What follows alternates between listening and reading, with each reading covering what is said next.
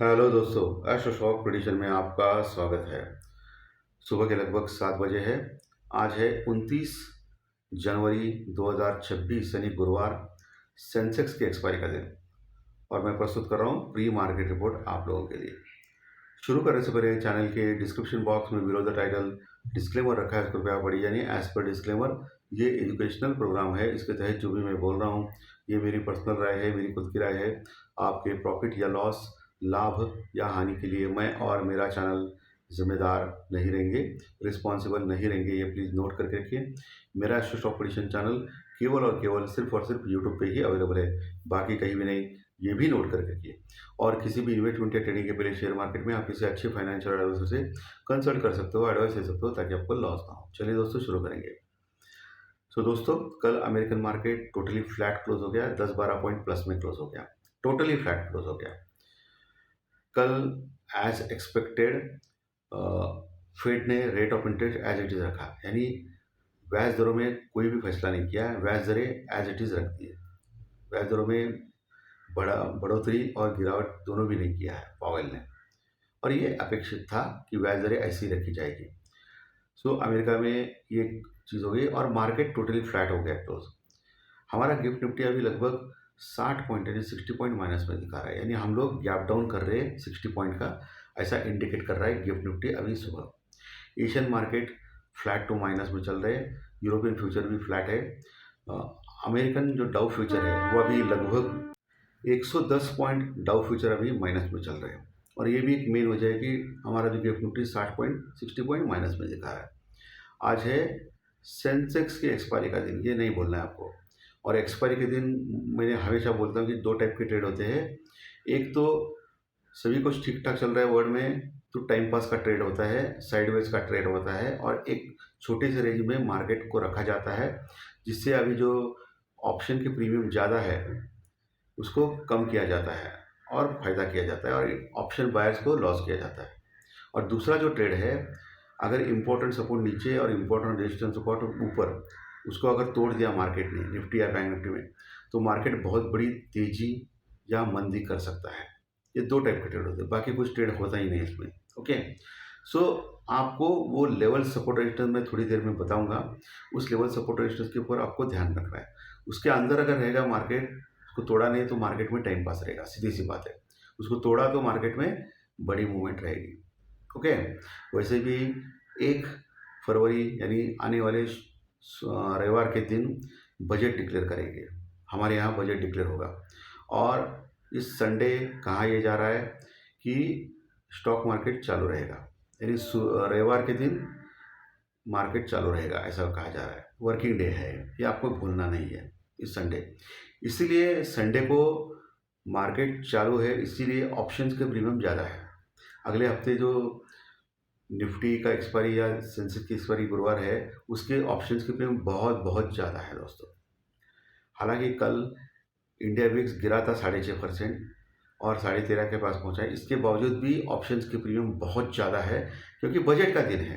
कि बजट के पहले मार्केट में वोलेटिलिटी, बजट के बाद मार्केट में एक बड़ा मूवमेंट होगा, ऐसा लोगों का मानना है, और इसीलिए ऑप्शंस के प्रीमियम ज़्यादा है अगले हफ्ते के।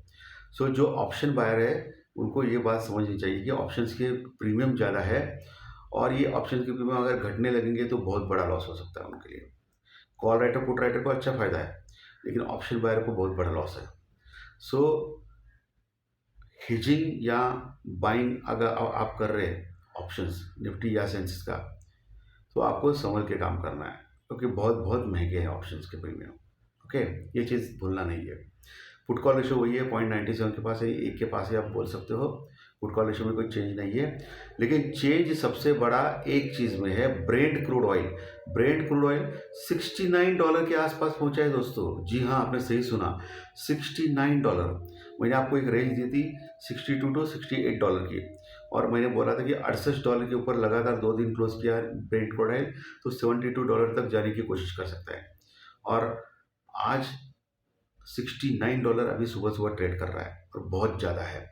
और ब्रेंट क्रूड ऑयल का बढ़ना हमारे लिए अच्छी बात नहीं है, क्योंकि हमारी इकोनॉमी ज़्यादातर तेल के ऊपर डिपेंड है, क्योंकि हम लोग लार्जेस्ट इम्पोर्टर हैं पूरे वर्ल्ड में। हमको ज़्यादा तेल लगता है क्योंकि हमारे यहाँ जनसंख्या ज़्यादा है। पेट्रोल डीजल वगैरह सब कुछ लगता ही लगता है। सो ये बड़ी ख़राब बात है, $69 के पास पहुंचा है ब्रेंट क्रूड ऑयल।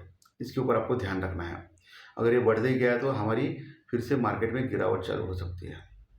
ठीक है, कल एफआई और डीआई के जो आंकड़े आ गए हैं उसमें बहुत बहुत दिनों के बाद एफआई ने बाइंग की है दोस्तों।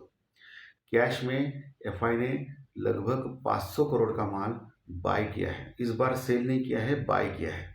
कितना? 500 करोड़ का माल कैश में बाय किया है कल एफआई ने, फॉरेन इन्वेस्टर्स ने।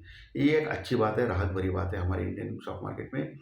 और वही डीआई यानी डोमेस्टिक इन्वेस्टर्स ने हमेशा की तरह 3,360 करोड़ का कैश में बाइंग की। 3,360 करोड़ की बाइंग की कैश में। ये हमेशा बड़ी बाइंग करते हैं, लेकिन अच्छी बात एफआई की बाइंग है। और एफआई की अभी इंडेक्स फ्यूचर में लगभग लॉन्ग पोजीशन वही है 14-15% की, और शॉर्ट पोजीशन वही है 85-86% की। अभी भी वो शॉर्ट है, वो शॉर्ट कवर नहीं कर रहे। अमेरिका और भारत के ट्रेड डील के बारे में तो कोई बात ही नहीं कर रहा है अभी। बीच बीच में कोई ना कोई बोलता है, बात करता है, फिर भूल जाता है। लेकिन एक अच्छी बात हुई कि यूरोपियन यूनियन से हमारी ट्रेड डील हो चुकी है और ये इम्प्लीमेंट 2026 एंड के आसपास होने के चांसेस है। ये एक अच्छी बात है। बाकी न्यूज़ में कोई खास बात अभी नहीं है दोस्तों। ठीक है, सो अभी लेवल्स में आते हैं। सबसे बड़ा इम्पोर्टेंट क्या है? लेवल्स। देखिए, उसके पहले डॉलर इंडेक्स बढ़ रहा है थोड़ा सा, यानी डॉलर थोड़ा सा मजबूत हो गया फेड के डिसीजन के बाद। 96.30 के आसपास पहुंचा है। जो 96 से नीचे गया था वो अभी थोड़ा सा स्ट्रांग हो गया है। ये आईटी के स्टॉक्स के लिए थोड़ी सी अच्छी बात है, लेकिन आईटी के स्टॉक निरंतर बढ़ रहे हैं तो ऊपर से प्रॉफिट बुकिंग होने के चांसेस ज़्यादा है आईटी स्टॉक्स में, तो आपको संभल के काम करना है। बाकी एफएमजीजी सेक्टर्स ऑलरेडी ओवरसोल्ड है, तो ये सेक्टर्स काम कर सकता है। फार्मा सेक्टर्स काम कर सकता है। सीमेंट सेक्टर में बहुत अच्छी बढ़ोतरी तेजी चल रही है, इस सेक्टर्स को भी वॉच किया जा सकता है। ये सेक्टर्स कुछ मैंने आपको बोल दिया। लेवल्स पे आते हैं। सो कल के सत्र में 25,340 25,340 के पास निफ्टी क्लोज हो गया था। लगभग 170 पॉइंट यानी 170 पॉइंट प्लस में 60 पॉइंट का गैप डाउन दिखा रहा है। तो इसका मतलब 25,300 के आसपास हम लोग खुल सकते हैं। 25,300 के नीचे खुल सकते हैं 25,280 के पास। तो ऐसे में आपको लेवल दे रहा हूँ 25,200 250 25,200 एक मजबूत सपोर्ट का काम करेगा निफ्टी में नीचे के लेवल पर। वहाँ गया तो वहाँ से बाउंस बैक होने के चांसेस है। अगर 25,200 यानी 25,200 टूट गया तो फिर मार्केट 25,100 25,150 तक भी जा सकता है। और उसके नीचे 25,000 25,050 ये 25,000 25,050 का स्ट्रॉन्ग सपोर्ट है जहाँ अच्छी पुट राइटिंग है। ऊपर का लेवल 25,500 550 25,550 एक बड़ा रेजिस्टेंस रुकावट लेवल रहेगा आज के लिए, क्योंकि वहाँ कॉल राइटर्स है यानी मंदी करने वाले लोग बैठे हैं। तो वहाँ उस इतना आसान नहीं कि 25,550 600 के ऊपर निकले मार्केट। अगर 25,600 के ऊपर निकलता है तो टेक्निकली स्ट्रांग हो जाएगा निफ्टी। ऊपर टिकता है आधा घंटा तो बड़ी शॉर्ट कवरिंग रैली निफ्टी में आ सकती है। लेकिन 25,500 600 के बीच में बड़ा रेजिस्टेंस रुकावट लेवल है, वहाँ टिक नहीं पाया तो नीचे आ सकता है। ठीक है, वही बैंक निफ्टी कल के सत्र में 400 पॉइंट 400 पॉइंट लगभग प्लस में क्लोज हो गया था। 380 390 पॉइंट और क्लोज हो गया था 59,600 के आसपास 59,600 के पास। गैप डाउन हल्का दिखा रहा है 150-200 पॉइंट का। सो बैंक निफ्टी 150-200 पॉइंट नीचे खुल सकता है। गैप डाउन 60 पॉइंट का दिखा रहा है, लेकिन बैंक निफ्टी में थोड़ा ज़्यादा गैप डाउन हो सकता है 150-200 पॉइंट का। तो ऐसे में 59,400 या 300-400 के आसपास खुल सकता है बैंक निफ्टी। तो ऐसे में 59,200-300 59,200-300 एक सपोर्ट रहेगा बैंक निफ्टी में नीचे। उसके नीचे 59,000 यानी 59,000 का स्ट्रॉन्ग सपोर्ट रहेगा बैंक निफ्टी में।